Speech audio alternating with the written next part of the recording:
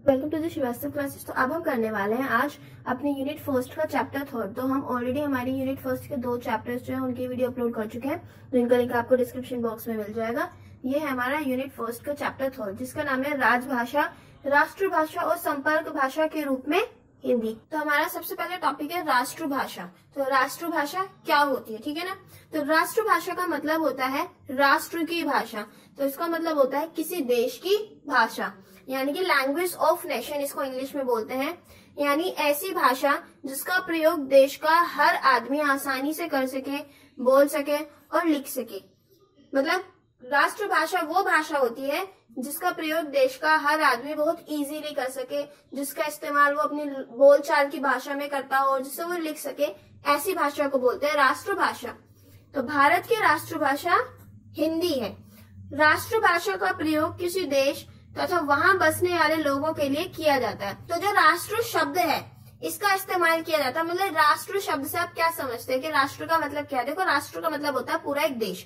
तो इसका इस्तेमाल किया जाता है किसी देश के लिए और वहां बसने वाले लोगों के लिए। तो इस शब्द का इस्तेमाल किसी देश के लिए और उसकी पॉपुलेशन के लिए किया जाता है। तो किसी देश की राष्ट्रभाषा ने वही हो सकती है जिसका अपने देश की संस्कृति और साहित्य से गहरा संबंध हो। अगर मैं बोलूं कि राष्ट्रभाषा, किसी देश की राष्ट्रभाषा कौन सी भाषा होगी। देखो, हमारे भारत के अंदर बहुत सारी भाषाएं बोली जाती है, गुजराती, मराठी, हिंदी, इंग्लिश, ठीक है ना। और तमिल की जो भाषा होती है, कन्नड़ वगैरह, मतलब बहुत सारी भाषाएं बोली जाती हैं। अब उनमें से आपको एक लैंग्वेज डिसाइड करनी है जो कि पूरे देश के लिए आप बोल दो कि ये उसकी राष्ट्रभाषा है। तो आप वो कैसे डिसाइड करोगे। तो आप किसी देश की राष्ट्रभाषा उसी भाषा को बोल सकते हो जिसका अपने देश की संस्कृति और साहित्य से बहुत ज्यादा गहरा संबंध हो। यानी कि जो भाषा अपने देश की संस्कृति और साहित्य को दर्शाती हो। दूसरा, राष्ट्रभाषा बनने के लिए यह भी जरूरी है कि उस भाषा को देश की बहुसंख्यक जनता बोल समझती हो।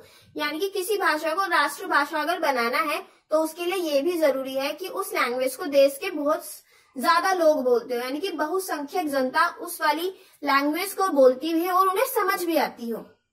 देश में राष्ट्रीय एकता को बनाए रखने के लिए राष्ट्रभाषा की जरूरत होती है। अब यहाँ पे राष्ट्रीय एकता से क्या मतलब है। देखो यार, अगर सबकी अपनी अलग अलग लैंग्वेज हो जाएगी और एक अलग अलग लैंग्वेज में लोग एक दूसरे से बात कर रहे हैं तो क्या होगा, कोई एक दूसरे की बात को इतनी आसानी से समझ नहीं पाएगा। बात ही नहीं समझेंगे तो उनके बीच में एकता कहाँ से आएगी। तो राष्ट्रीय एकता को बनाए रखने के लिए देश के अंदर एक राष्ट्रभाषा की जरूरत होती है, यानी एक ऐसी लैंग्वेज की जरूरत होती है जिसे पूरा देश समझता हो। तो जब हमारा देश आजाद हुआ तो उसके करीब 2 साल बाद 14 सितंबर 1950 को संविधान सभा ने राष्ट्रभाषा की घोषणा को लेकर एक सभा का गठन किया। देखो, हमारा देश आजाद हुआ, उसके 2 साल बाद 1950 में 14 सितंबर को संविधान सभा में राष्ट्रभाषा की घोषणा को लेकर कि कौन हमारी भाषा में से कौन सी भाषा राष्ट्रभाषा होनी चाहिए, मतलब इसको लेकर एक सभा का गठन किया गया था। और उस सभा में वहां पर हिंदी को राष्ट्रभाषा का दर्जा मिला था। यानी कि अब ये जो सभा थी इसके अंदर हिंदी को ये दर्जा मिला था कि हिंदी को हम राष्ट्रभाषा घोषित कर देते हैं। इसीलिए 14 सितंबर को जो है हिंदी दिवस के रूप में भी मनाया जाता है। ये पॉइंट आपको क्लियर हुआ। उसके अलावा हिंदी को राष्ट्रभाषा घोषित करने के कुछ प्रमुख तर्क भी हैं कि हिंदी को ही क्यों राष्ट्रभाषा बनाया। तो पहला, हिंदी एक भारतीय भाषा है, यानी कि हमारे भारत की भाषा है ये। और जितनी भाषा हिंदी बोलने वालों की थी, मतलब यहाँ पे आएगा जितनी संख्या, ठीक है ना। तो जितनी संख्या हिंदी बोलने वाले लोगों की थी उतनी किसी भी अन्य प्रांतीय भाषा को बोलने वालों की नहीं थी। यानी कि हिंदी को बोलने वाले लोग ज्यादा थे। कंपैरिजन करें अगर हम दूसरी लैंग्वेज के कंपेयर में, हिंदी को बोलने वाले लोग ज्यादा थे और हिंदी को समझना बहुत आसान था। तो इन 3 पॉइंट्स को समझाते हुए राष्ट्रभाषा जो था हिंदी को घोषित कर दिया गया कि हिंदी हमारी राष्ट्रभाषा है। तो इन सभी तर्कों के साथ भारतीय संविधान सभा ने ये निश्चय किया कि हिंदी को भारत की राष्ट्रभाषा और देवनागरी लिपि को राष्ट्रलिपि बनाया जाए।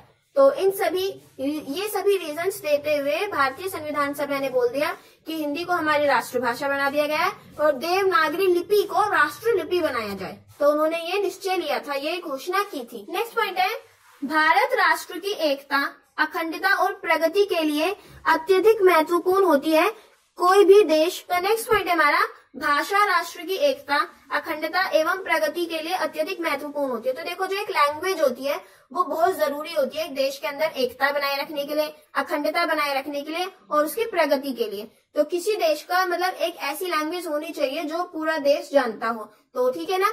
और कोई भी देश बिना एक भाषा के सशक्त या फिर उन्नत नहीं हो सकता है। यानी कि अगर हम बोले बिना किसी लैंग्वेज के कोई देश जो है वो डेवलप हो जाएगा, उन्नति कर जाएगा, तो ऐसा नहीं है।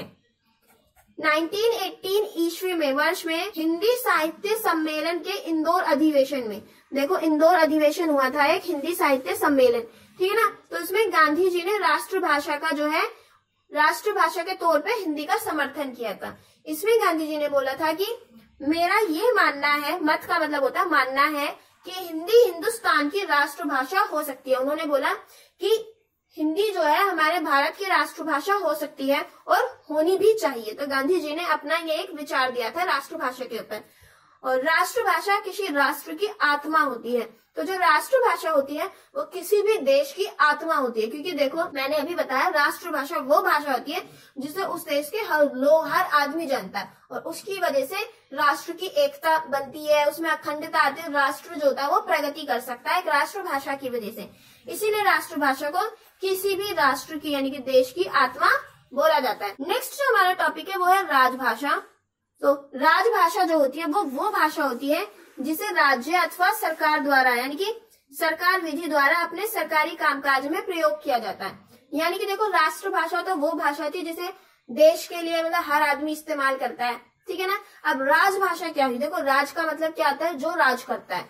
तो वो लोग जिस भाषा का इस्तेमाल कर देते हैं उसको बोलते हैं राजभाषा। तो हमारे भारत के ऊपर कौन राज करता है, एक तरीके से देखा जाए तो सरकार, ठीक है। तो केंद्र सरकार होती है, राज्य सरकार होती है। तो एक जो सरकार होती है वो इंडिया के ऊपर इस वक्त रूल करती है।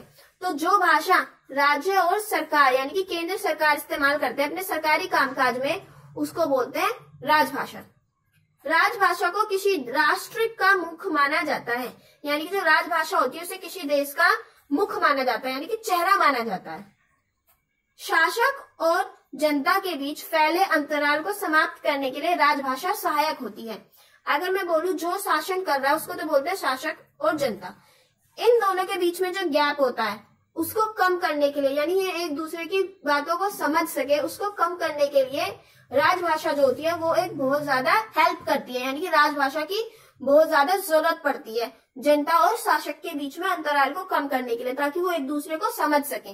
तो इसके लिए राजभाषा का इस्तेमाल होता है। पराधीन भारत में मुगल काल में फारसी और अंग्रेजी राजकाल में भारत की राजभाषा अंग्रेजी थी। तो देखो पराधीन भारत में जब मुगल काल चल रहा था और जब अंग्रेजों का काल चल रहा था तो उस टाइम पे फारसी और अंग्रेजी भाषा जो थी उसको भारत की राजभाषा बना दिया गया था।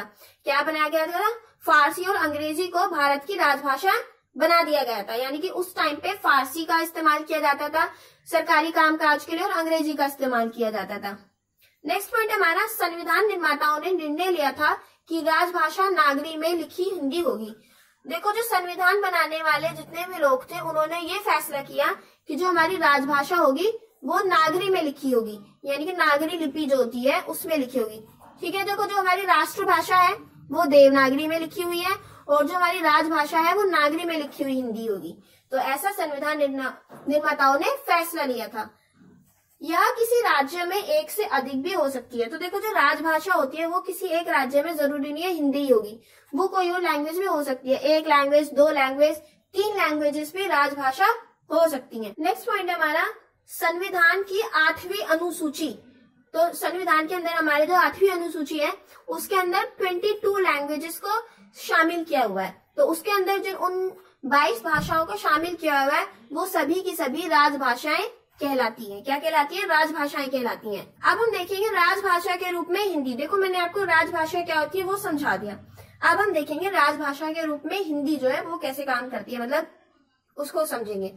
तो अब हम इसको दो तरीके से देखेंगे। सबसे पहले हम देखेंगे संवैधानिक स्थिति, यानी कि संविधान के अंदर हिंदी को राजभाषा के रूप में क्या मतलब उसकी क्या स्थिति है।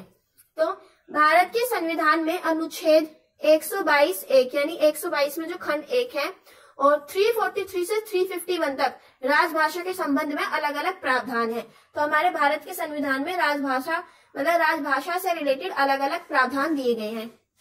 अब हम बात करते हैं अनुच्छेद 121 की। तो इसमें बोला गया है संसद की कार्यवाही हिंदी या फिर अंग्रेजी में होगी। तो इन्होंने बोला है कि जो संसद की कार्यवाही है वो हिंदी में होगी या फिर अंग्रेजी में होगी। लेकिन अगर कोई सदस्य हिंदी या अंग्रेजी में ना मतलब काम नहीं कर सकता है, लेकिन इस अनुच्छेद में ये भी बोला गया है कि संसद में कोई ऐसा सदस्य है जिसे ना तो हिंदी आती है ना ही अंग्रेजी आती है, तो वह कैसे काम करेगा? तो वो उस लैंग्वेज का यूज कर सकता है जो उसे आती है, यानी कि वो अपनी प्रांतीय भाषा का इस्तेमाल कर सकता है। तो राज्यसभा का सभापति या फिर लोकसभा अध्यक्ष सदन को अपनी मातृभाषा का प्रयोग करने की अनुमति दे सकता है। देखो मैंने आपको बोला क्या होता है, सरकार के अंदर हिंदी और इंग्लिश लैंग्वेज का यूज करना होता है सारे कामकाज के लिए। लेकिन अगर कोई सदस्य ऐसा आ जाता है सदन में कि उसको उन दोनों में से एक भी लैंग्वेज नहीं आती, तो राज्यसभा का सभापति या फिर लोकसभा अध्यक्ष जो होता है वो सदस्य को या फिर सदन को उसकी मातृभाषा का इस्तेमाल करने की अनुमति दे देते हैं कि आप अपनी जो भी लैंग्वेज आपको आती है, आपकी मातृभाषा, आपकी प्रांतीय भाषा जो भी आती है, आप उसमें भी अपना काम कर सकते हैं। अब 120 जो हमारा अनुच्छेद था उसका खंड 1 जो था वो मैंने आपको बता दिया। अब उसका खंड 2, तो उसके खंड 2 के तहत संविधान लागू होने के 15 साल बाद, यानी कि जब संविधान लागू हुआ था उसके 15 साल बाद, यानी 26 जनवरी 1965 के बाद भी संसद में हिंदी के अलावा अंग्रेजी का प्रयोग जारी रखा जाएगा। देखो ये बोला 1965 से पहले क्या हुआ था, 26 जनवरी 1965 से पहले सरकारी कामकाज के लिए इंग्लिश का जो था अंग्रेजी का इस्तेमाल होता था, यानी कि सारे कामकाज अंग्रेजी में होते थे। तो फिर क्या बोला गया कि 15 साल बाद तब भी हम अंग्रेजी का जो उपयोग है वो जारी रखेंगे और उसके अलावा हम हिंदी का इस्तेमाल शुरू कर देंगे। तो ऐसा इस खंड में बोला गया। और ये भी बोला गया कि 1965 से पहले जितने भी काम, सरकारी काम, जितने भी कागजात इंग्लिश में है उनको हिंदी में ट्रांसलेट नहीं किया जाएगा, उनको वैसा का वैसा ही रखा जाएगा। तो ये खंड 2 में बोला गया। अब इसमें ये भी आता है कि इसके तहत संसद में अंग्रेजी में दिए गए भाषणों का हिंदी में अनुवाद भी शुरू हुआ। क्या आएगा? शुरू हुआ, यहाँ पे शुरू हुआ आ गया तो शुरू हुआ। तो खंड 2 के तहत संसद में अगर किसी ने हिंदी में या अंग्रेजी में भाषण दिया है तो क्या हुआ, उस इंग्लिश में जो उन्होंने लेक्चर दिया है उसका अनुवाद किया जाएगा, यानी कि उसको हिंदी में ट्रांसलेट कर दिया जाएगा। तो ये वाला काम भी शुरू हुआ ट्रांसलेट करने का। और तमिल, तेलुगु, कन्नड़ और मलयालम में दिए जाने वाले भाषण को भी सदन के अंदर हिंदी और अंग्रेजी में अनुवाद करने की जो व्यवस्था थी वो शुरू कर दी गई। देखो तमिल के जो लोग हैं उनको हिंदी समझ नहीं आती है, तो वहां पर ना आज के टाइम पे हिंदी जो है उनकी राजभाषा नहीं है, वो इंग्लिश को यूज करते हैं या फिर अपनी तमिल, तेलुगु, कन्नड़ इन भाषाओं का इस्तेमाल करते हैं। ठीक है ना। तो ये मतलब हमारे सदन में ये बोल देगा कि अगर कोई है जो राजभाषा का इस्तेमाल नहीं करता है तो उनके लिए क्या कर दिया जाएगा, सदन में दूसरे लोगों के लिए उनके लेक्चर को, उनके भाषण को हिंदी और अंग्रेजी में हैंड टू हैंड ट्रांसलेट कर दिया जाएगा। आपने कभी देखा होगा टीवी पर, जब आप कभी सदन की मतलब पूरी रिकॉर्डिंग वगैरह देखते हैं टीवी पर, तो वहां पर एक ट्रांसलेटर बैठा होता है। तो उस ट्रांसलेटर का काम होता है जो नेताओं ने जो भाषण दिए उनको हैंड टू हैंड हिंदी और इंग्लिश में ट्रांसलेट करना। अब हम बात करते हैं धारा 4। तो इसके तहत धारा 3 लागू होने के 10 वर्ष बाद, देखो उसमें क्या बोला, जब धारा 3 थी जब वो लागू हो गई थी तो उसके 10 साल बाद लोकसभा के 20 और राज्यसभा के 10 सदस्यों को एक राजभाषा समिति का गठन किया जाएगा। यानी कि इनको मिलाकर लोकसभा के 20 सदस्य और राज्यसभा के 10 सदस्यों को मिलाकर एक राजभाषा समिति का गठन किया जाएगा धारा 4 के तहत। और इनका काम क्या था, इस समिति का काम था ये देखना कि सदन के अंदर हिंदी का इस्तेमाल अच्छे से हो रहा है ना, और मतलब अंग्रेजी का जो इस्तेमाल होता है उसको, अगर कोई अंग्रेजी का लेक्चर देता है तो जो अनुवाद हो रहा है वो अनुवाद टाइम टू टाइम चल रहा है, मतलब हिंदी का इस्तेमाल अच्छे से हो रहा है। ये सब देखना क्या किसका काम था, इस समिति का काम था।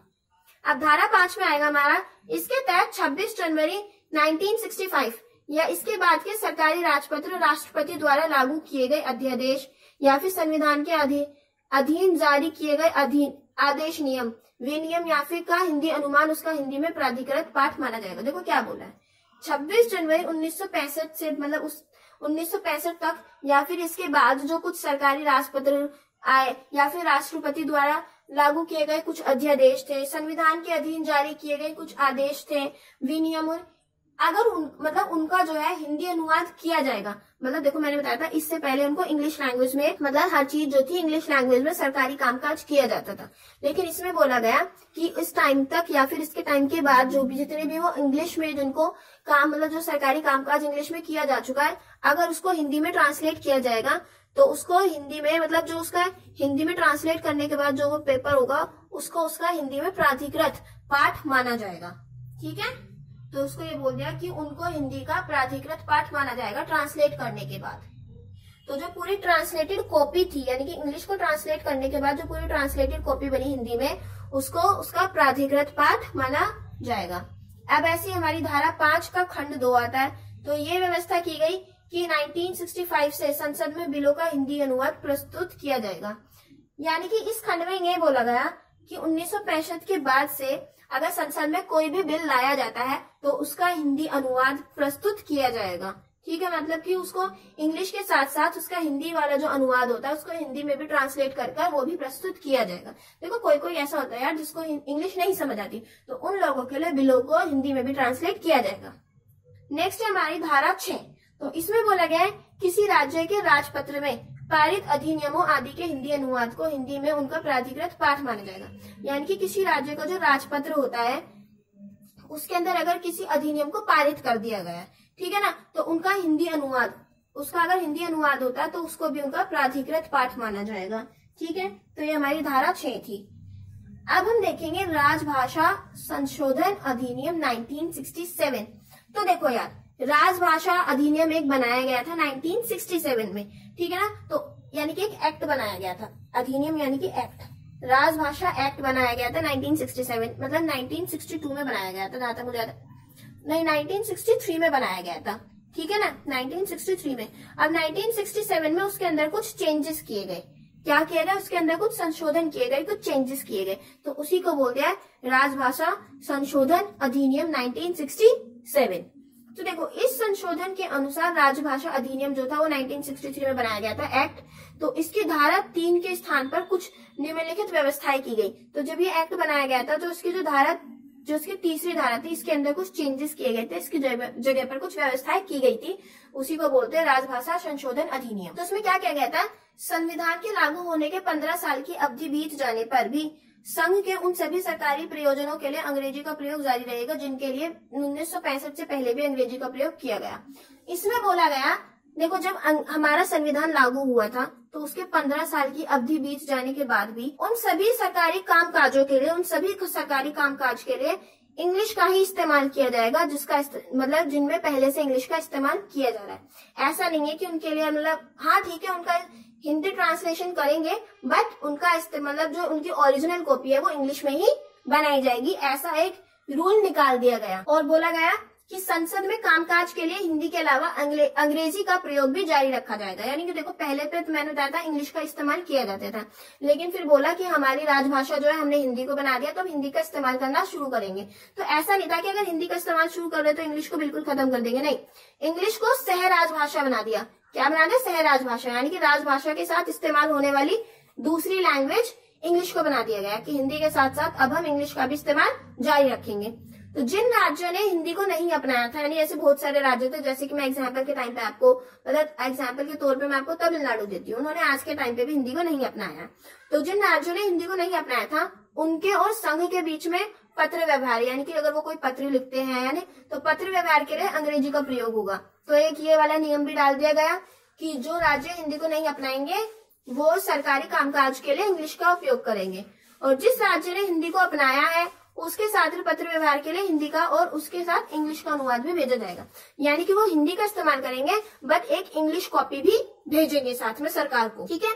और धारा 2 में कहा गया, तो इसके अंदर कुछ संशोधन जो किए गए थे, अब उसमें धारा 2 भी थी। तो धारा 2 में कहा गया कि केंद्रीय सरकार के मंत्रालयों, विभागों, कार्यालयों के बीच पत्र व्यवहार, यानी कि अगर केंद्र सरकार के जितने मंत्रालय हैं, विभागों में, ठीक है ना, उनके कार्यालयों के बीच अगर पत्र व्यवहार किया जाता है तो अंग्रेजी और हिंदी का प्रयोग किया जाएगा, यानी कि दोनों लैंग्वेजेस का प्रयोग किया जाएगा। तो यानी कि देखो, अगर कोई इंग्लिश का प्रयोग करता है तो उन्हें हिंदी का अनुवाद साथ में भेजना होगा, और अगर कोई हिंदी लैंग्वेज का इस्तेमाल करता है तो उन्हें अंग्रेजी अनुवाद भेजना होगा अपने उस पत्र के साथ। और ये जो व्यवस्था थी ये तब तक की जानी चाहिए तब तक वो जो मंत्रालय, विभाग या फिर कार्यालय है, हिंदी का ज्ञान उसे पूरी तरीके से प्राप्त न हो जाए। देखो यार, अगर कोई मंत्रालय ऐसा है जिसमें इंग्लिश ज्यादा समझ में आती है, उन लोगों को हिंदी समझ नहीं आती, तो क्या करते हैं, उन्हें इंग्लिश का जो पूरा पत्र व्यवहार है उन्हें पत्र पूरा इंग्लिश में लिख के भेजेंगे, लेकिन उसके साथ साथ उन्हें एक हिंदी की ट्रांसलेटेड कॉपी दे देते हैं। और ऐसा तब तक किया जाता है जब तक उन लोगों को हिंदी का ज्ञान पूरी तरीके से प्राप्त न हो जाए, ठीक है ना। और ये तब तक किया जाता है, और मतलब ये कॉपियां तब तक भेजी जाती हैं जब तक इंग्लिश का इस्तेमाल पूरी तरीके से खत्म ना हो जाए। ऐसा हमारे संविधान में बोला गया है कि ट्रांसलेटेड कॉपीज तब तक भेजी जाएंगी जब तक हर कोई हिंदी को अपनी राजभाषा नहीं मान लेता और हिंदी में सारे काम करना शुरू नहीं कर देता, तो तब तक ट्रांसलेटेड कॉपीज भेजी जाएंगी। और जब हिंदी को पूरी तरीके से स्वीकार कर लिया जाएगा, सारे सरकारी कामकाज, सारे काम हिंदी में किए जाएंगे, तो इंग्लिश की जो ट्रांसलेटेड कॉपी है वो भेजनी बंद हो जाएगी। तो ऐसा इसमें बोला गया था। ठीक है, अब इसमें बोला धारा 4 में अब एक और व्यवस्था की गई कि केंद्र सरकार इस बात का भी ध्यान रखे कि राजभाषा के प्रयोग से संबंधित नियम बनाते समय, मतलब कि अगर केंद्र सरकार राजभाषा के इस्तेमाल से रिलेटेड कोई नियम बना रही है तो उस समय जनसाधारण यानी जनता के नियमों का भी ध्यान रखा जाए, उनके हितों का उल्लंघन न किया जाए। और अगर किसी को एक भी भाषा ना आती हो, यानी कि फिर केंद्र सरकार को ये भी ध्यान रखना होता है नियम बनाते समय कि अगर किसी को हिंदी या फिर इंग्लिश आती ही नहीं है तो उसका भी नुकसान ना हो, वो भी मतलब उनको भी ध्यान में रखकर नियम बनाए जाए। तो धारा 4 में ये व्यवस्था की गई। तो ये आपको समझ आ गया, राजभाषा के तौर पर हिंदी का इस्तेमाल जो था पूरा संवैधानिक व्यवस्था मैंने मतलब स्थिति मैंने आपको समझा दी। और उसका जो एक और मैंने आपको अधिनियम भी बता दिया मैंने आपको उसका। अब मैं आपको बताऊंगी संपर्क भाषा के रूप में हिंदी। अब देखो ये संपर्क भाषा होती क्या है। तो देखो संपर्क भाषा शब्द जो है ये अंग्रेजी के शब्द लिंगुआ फ्रेंच, जिसको इंग्लिश में लिंग्वी फ्रेंच के रूप में इस्तेमाल होता है, यानी कि इंग्लिश में इसको लिंगुआ फ्रेंच बोलते हैं, हिंदी में इसको संपर्क भाषा बोल दिया। इसका अर्थ होता है सामान्य बोली या लोक बोली, यानी कि ऐसी लैंग्वेज, ऐसी बोली जिसका इस्तेमाल लोग अपनी सामान्य बोलचाल की भाषा में मतलब बोलचाल में करते हैं, जिस भाषा का इस्तेमाल, तो उसको बोल देते हैं संपर्क भाषा। संपर्क भाषा उस भाषा को कहते हैं जिसके माध्यम से किसी भूभाग विशेष के लोग आपस में बातचीत करते हैं। देखो जैसे हरियाणा में जिस लैंग्वेज का यूज होता है, यानी हरियाणा एक भूभाग हो गया, तो उस जगह के लोग अपनी जिस भाषा का इस्तेमाल करते हैं वो हो गई उनकी संपर्क भाषा। मैं बोलती हूँ राजस्थानियों की लैंग्वेज थोड़ी डिफरेंट होती है, गुजरात की लैंग्वेज थोड़ी डिफरेंट होती है, तो वो उनकी संपर्क भाषा हो गई कि उस जगह के लोग एक दूसरे से जिस भाषा के द्वारा संपर्क बनाते हैं, वो एक दूसरे से बातचीत करते हैं, वो भाषा हो जाती है उनकी संपर्क भाषा। समझ आ गया। हिंदी भारत में संपर्क भाषा के रूप में प्रयोग लाई जाती है। तो देखो हमारे इंडिया के अंदर हिंदी को एक संपर्क भाषा के रूप में इस्तेमाल किया जाता है, क्योंकि हिंदी के माध्यम से पूरा भारत आपस में विचार विनिमय करता है। अब इसको संपर्क भाषा क्यों बोले? क्योंकि जो पूरा भारत है वो हिंदी के माध्यम से अपने विचार विनिमय का मतलब होता है लेन देन, तो अपने विचारों का लेन देन हिंदी के जरिए करता है पूरा भारत। देश के हर हिस्से में हिंदी समझी और बोली जाती है। देखो हिंदी एक ऐसी लैंग्वेज है जो हर जगह समझी जाती है, मतलब भारत के हर हिस्से में उस लैंग्वेज को समझा जाता है हिंदी को, यानी संपर्क स्थापित करने के लिए हिंदी भाषा को माध्यम बनाया जा सकता है। देखो पंजाबी लोग होते हैं, ठीक है ना, आप देखते हो उन लोगों को भी हिंदी आती है। मैं बोलती हूँ आज के टाइम पे केरल वगैरह के लोगों को भी हिंदी आती है। यार उन लोगों की हिंदी इतनी अच्छी नहीं होती, मतलब बट फिर भी वो लोग हिंदी बोल सकते हैं, तो इसीलिए हिंदी को एक संपर्क भाषा के रूप में इस्तेमाल कर लिया जाता है। आजकल संचार माध्यमों के द्वारा विशेषकर रेडियो, दूरदर्शन हिंदी के प्रचार प्रसार को बढ़ावा देने में विशिष्ट भूमिका निभा रहे हैं। देखो आज के टाइम पे क्या हो रहा है, जितने भी संचार माध्यम है जैसे कि रेडियो हो गए, टेलीविजन हो गए, इनके द्वारा क्या हो रहा है, हिंदी का प्रचार प्रसार किया जा रहा है, ठीक है ना, यानी कि ये हिंदी को बढ़ावा दे रहे हैं। नेक्स्ट हमारा पॉइंट है वो है हिंदी इस विशाल बहुभाषी राष्ट्र को संपर्क भाषा के रूप में एकता के सूत्र में बांधने का कार्य करती है। यानी हिंदी जो है वो हमारे बहुभाषी राष्ट्र यानी भारत को, बहुभाषी यानी कि ऐसा देश जिसमें बहुत सारी भाषाएं बोली जाती है। आपको पता है भारत के अंदर बहुत सारी भाषाएं बोली जाती है, तो हिंदी जो है हमारे कितने बड़े बहुभाषी देश को संपर्क भाषा के रूप में एकता के सूत्र में बांधने का काम करती है। यानी हिंदी भाषा भारत को एक साथ बांधने का काम करती है, उसमें एकता लाने का काम करती है, ठीक है। उदाहरण के लिए ब्रज और भोजपुरी बोलने वालों के बीच हिंदी संपर्क भाषा का काम करती है। देखो जो ब्रज भाषा बोलते हैं एक भोजपुरी भाषा बोल रहा है, एक आदमी यहाँ पे ब्रज भाषा बोल रहा है, एक भोजपुरी भाषा बोल रहा है, ये अपनी अपनी लैंग्वेज में बात करेंगे तो इन्हें समझ नहीं आएगी, लेकिन यही ब्रज भाषा वाले को भी थोड़ी हिंदी आती है, भोजपुरी वाले को भी आती है, ये हिंदी में बात कर रहे हैं तो ये एक दूसरे की बात को समझ पाएंगे। तो हिंदी यहाँ पे एक संपर्क भाषा का काम कर रही है। इसी प्रकार पंजाबी और बंगला भाषी बोलने वाले दो व्यक्ति के बीच भी संपर्क भाषा के रूप में हिंदी काम करती है। कोई राज्य एक भाषी, देखो क्या होता है, कोई राज्य तो ऐसा जिसमें एक भाषा बोली जाती है, कोई राज्य द्विभाषी यानी जिसमें दो भाषाएं बोली जाती है, कोई तो त्रिभाषी यानी जिसमें तीन भाषाएं बोली जाती है। तो ऐसे में हिंदी ही एक व्यापक रूप से इनके बीच में संपर्क का माध्यम बनी हुई है, यानी कि हिंदी एक ऐसी भाषा है जो इन सबके बीच में संपर्क बनाने का एक रास्ता बनी हुई है, एक माध्यम बनी हुई है। हिंदी के जरिए ये सब राज्य के लोग एक दूसरे से बातचीत कर पाते हैं। देखो मैं एग्जाम्पल के तौर पे अगर आपको समझाऊं, आप लोग बिहार में उनकी बिहारी जो लैंग्वेज होती है वो होती है, और वो लोग हिंदी भी जानते हैं, तो वो राज्य कैसा होगा, द्विभाषी। यही यहाँ पे लो दिल्ली के अंदर देखो दिल्ली के अंदर अलग अलग जगह के लोग रहते जरूर है, लेकिन अगर मैं बोलूँ दिल्ली की लैंग्वेज क्या है, तो वो है खड़ी बोली, यानी कि एक तरीके से खड़ी हिंदी जिसका इस्तेमाल किया जाता है दिल्ली में किया जाता है। अगर बिहार के लोगों को हिंदी नहीं आती होगी तो क्या वो यहाँ के लोगों से बात कर पाएंगे, नहीं, बट उन्हें हिंदी भी आती है और यहाँ भी हिंदी आती है। तो हिंदी जो होती है वो संपर्क भाषा का काम करती है इनके बीच में, ठीक है। तो ये जो संपर्क भाषा वाला टॉपिक था ये भी मैंने आपको समझा दिया। तो आई होप आपको ये वाला पूरा चैप्टर क्लियर हो गया होगा। अगर आपको इस चैप्टर से रिलेटेड कोई भी डाउट है तो आप मुझे कमेंट बॉक्स में कमेंट कर सकते हैं, मैं आपका डाउट क्लियर करने की पूरी कोशिश करूंगी। और अगर आपको वीडियो पसंद आती है तो like, share and subscribe the channel. Thanks for watching. See you in the next video.